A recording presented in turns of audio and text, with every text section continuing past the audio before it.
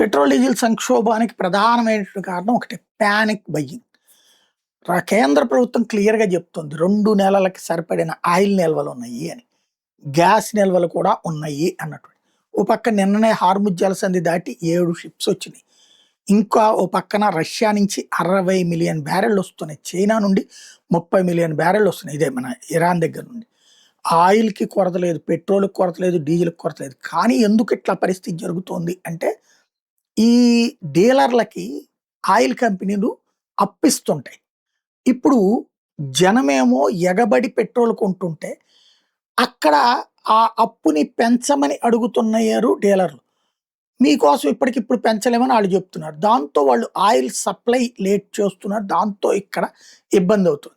సరే దీన్ని సెటరేట్ చేసే ప్రయత్నం ప్రభుత్వాలు చెప్పడంతో కేంద్రం కూడా చేసుకొస్తోంది. ఇంకొక వైపున చూసుకుంటే ఇది ప్రమాదకరమైనటువంటి పరిస్థితి కూడా తయారవుతుంది. క్రమంగా బ్లాక్‌లోకి తీసుకెళ్ళిపోతున్నారు. ఇప్పుడు మొన్న గ్యాస్ బండలు బ్లాక్ చేసేశారు. ఇప్పుడు పెట్రోల్, డీజిల్‌ని బ్లాక్ చేసే ప్రయత్నం చేస్తున్నారు.